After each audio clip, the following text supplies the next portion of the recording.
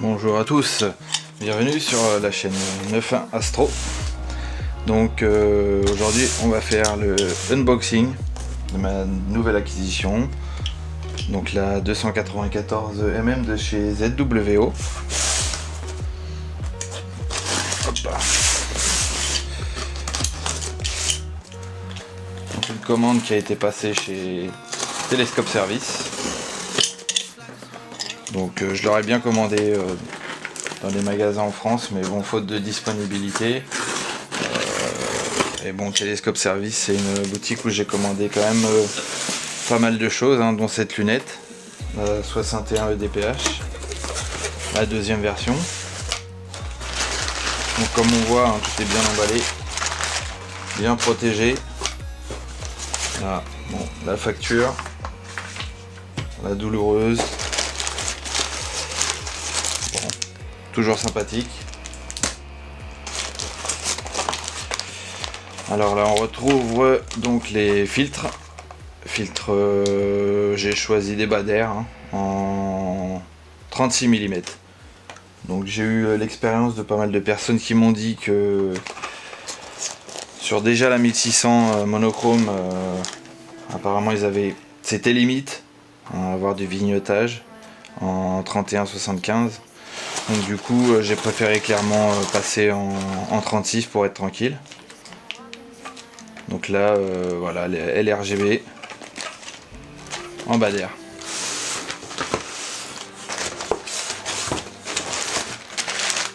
Bien protégé.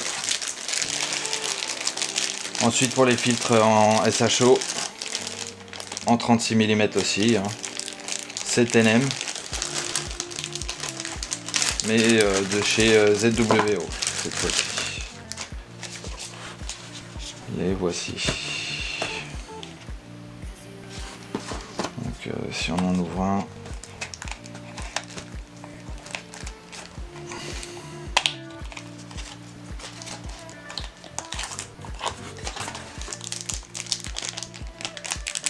voilà, tout est vraiment relativement bien protégé, bien emballé. Il n'y a pas de problème.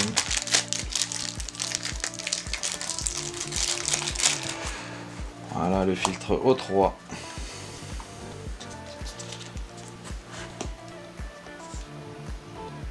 Bon, de toute façon, je passerai au déballage vraiment plus complet dans une autre vidéo, sûrement sur la roue à filtre. Voilà pour les filtres SHO.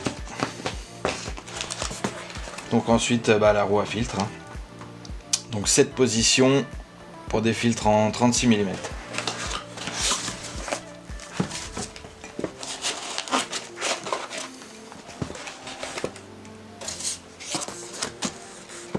Voilà, une belle bête quand même. Une belle bête. Donc à l'intérieur on retrouve donc toutes les petites pattes de fixation pour les filtres. Hein, parce qu'à l'intérieur, bon, c'est des filtres qui sont non montés. Hein, donc on voit bien qu'il y a une petite encoche pour pouvoir les insérer et ensuite les bloquer avec ces petites pattes de fixation. Ici, on a un réducteur pour pouvoir passer éventuellement en 31-75.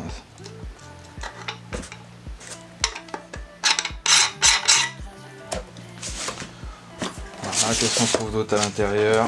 On a un câble USB, USB 2, hein, bon ça n'a pas d'importance je pense, puisque pour une roue à filtre, il n'y a pas besoin de données très rapide.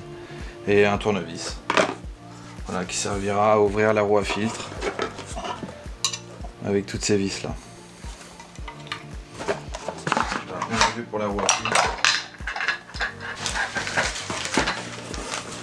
On passe au sujet essentiel, la caméra. Chez ZWO. Voilà, 294 mm Pro.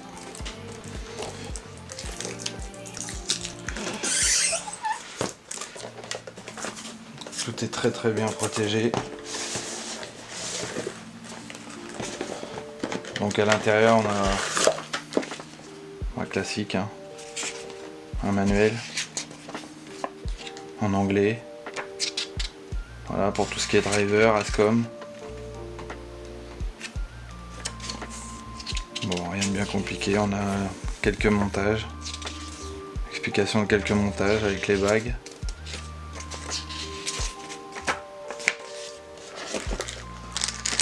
Voilà, on a deux bagues rallonge, hein, tout ça c'est pour avoir le back focus. Donc une M42 M48 qui fait 16,5 mm, une M42 M42 en 21 mm. Voilà.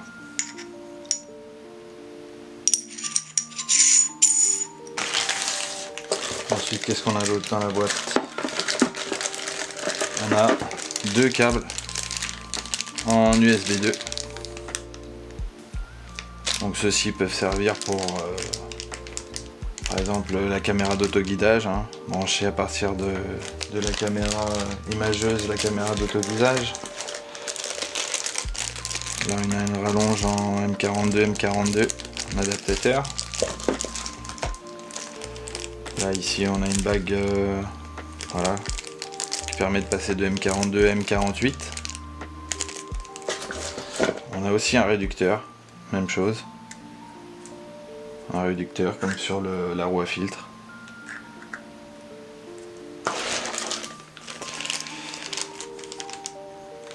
Voilà. Encore une bague d'adaptation. Et le câble USB 3 donc, qui va commander la caméra imageuse. Donc là, 294. Donc on va passer à elle. Ouais, c'est vraiment bien protégé. On a la petite pochette. Et voilà. 294 mm Pro.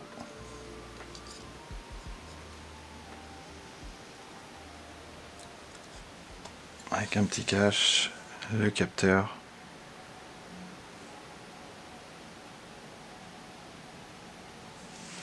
Voilà, on a la bague de 11 mm de base qui est montée dessus.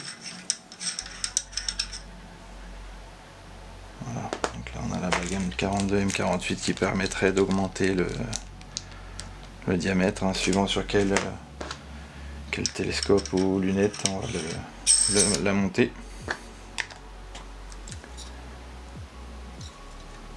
Voilà le bestiau. Donc j'ai choisi cette caméra parce que donc juste avant je possédais une 533 MC. Alors après comme vous voyez j'utilise un Skywatcher 200-800 et j'ai également une lunette 61 EDPH. Et donc j'ai décidé de passer au monochrome. D'ailleurs je vous mettrai une photo d'une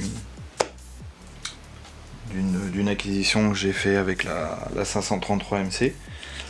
Le format carré est une bonne idée. En revanche, c'est vrai qu'on est vite limité. En cadrage, quoi. C'est vrai que 11 mm par 11 mm comme la 533, on est limité en cadrage. Là, on est sur environ 19 par 13 mm, donc déjà on est un peu plus grand. C'est pour ça que j'avais acheté la 61 EDPH pour avoir un champ plus grand, puisqu'avec le 200-800, la plupart des galaxies ça allait, mais c'est vrai que pour tout ce qui est nébuleuse ou même voir la galaxie M31, on est tout de suite bloqué, quoi. Donc voilà, je vous ferai une autre vidéo sur le montage avec la roue à filtre. Bon, seulement il faut un peu plus s'appliquer parce qu'il faut éviter de faire entrer des poussières, etc. En revanche, je peux essayer, si vous voulez, je peux vous faire voir Pourquoi j'ai choisi ZWO? C'est parce que j'ai tout un ensemble, hein. Donc sur la 61 EDPH, j'ai vraiment tout un ensemble. Donc avec la SIR Pro, hein, qui permet de tout commander et d'être à l'intérieur. Vous commandez tout sur une tablette ou sur un mobile. Voilà, là on a le focuseur, ZWO également. Là une 120 mini. Voilà, c'est ma caméra de guidage. Donc ça, j'avais mis ça pour protéger l'intérieur. Cette plaque n'a rien à voir. Donc ce qu'il y a de pratique aussi chez ZWO, c'est que finalement il suffit d'aller sur le site pour regarder. Et là on se rend compte qu'avec une caméra comme ça, finalement il nous indique tout pour monter, pour avoir un bon back focus. Alors un back focus théorique, après ça reste à vérifier. Donc là on voit que pour la 533 personnellement, en utilisant leur plan ou leur schéma, c'était parfait avec la 61 EDPH. Maintenant il me reste à voir sur le Newton si voilà, leur back focus est correct et si avec cette caméra la 294 il en est de même. Donc voilà, sur leur site ZWO tout est expliqué. Donc théoriquement si on les écoute, on doit retirer la bague de 11 mm.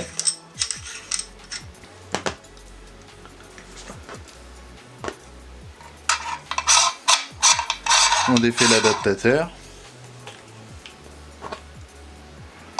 Voilà, ils nous disent de visser la caméra directement sur la roue à filtre.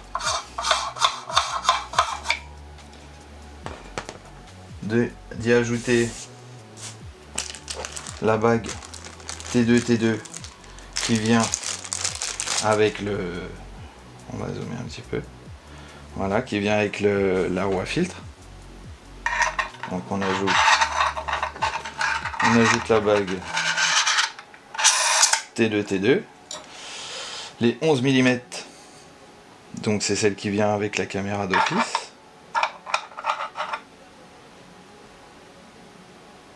Ça c'est la méthode si... voilà. Moi comme j'utilise un EAF, elle est juste en dessous. Donc ça reste le même principe, on voit bien T2, 11 mm ring. Ensuite il nous faut le diviseur optique.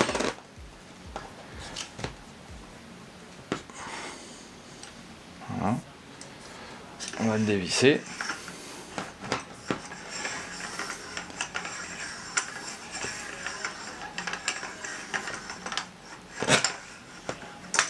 Hop là. On a notre diviseur optique. Donc là, je vois que la caméra sûrement va me gêner. Donc je la retire. Voilà. Je visse le diviseur optique.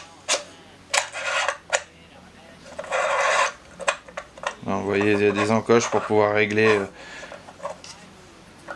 où est-ce que vous voulez que la caméra tombe. Sinon, on voit bien clairement que c'est assez proche. Donc ça viendrait à gêner si on voudrait. Donc on peut tranquillement le mettre vers le haut. On remet la caméra. Ensuite, on nous dit de mettre un adaptateur M48, M42. Mais alors cela, ça va dépendre vraiment de quelle lunette vous utilisez, puisque là finalement on se rend compte que ça monte directement. Donc là je vais retirer quand même la caméra, puisque je vais la mettre au dernier moment, elle me gêne. Et là, ça devrait pouvoir se visser.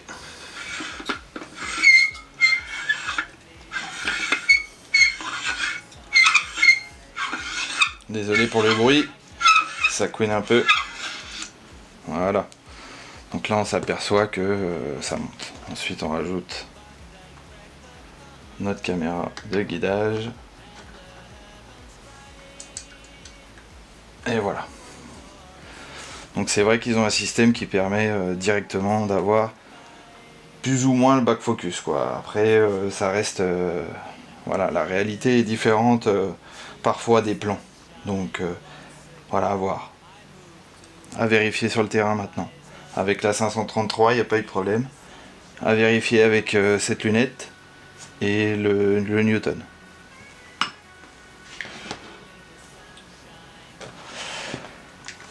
Donc maintenant je voulais aussi vous parler rapidement pendant que j'y étais de l'Ice Pro, hein. Il y a eu pas mal de discussions à ce sujet là sur des problèmes de connexion. Alors moi, mon salon il est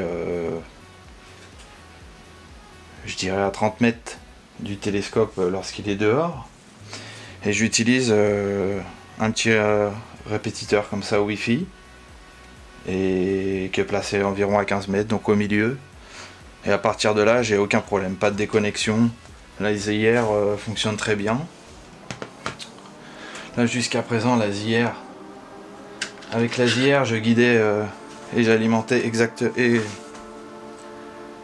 je guidais la monture avec, voilà.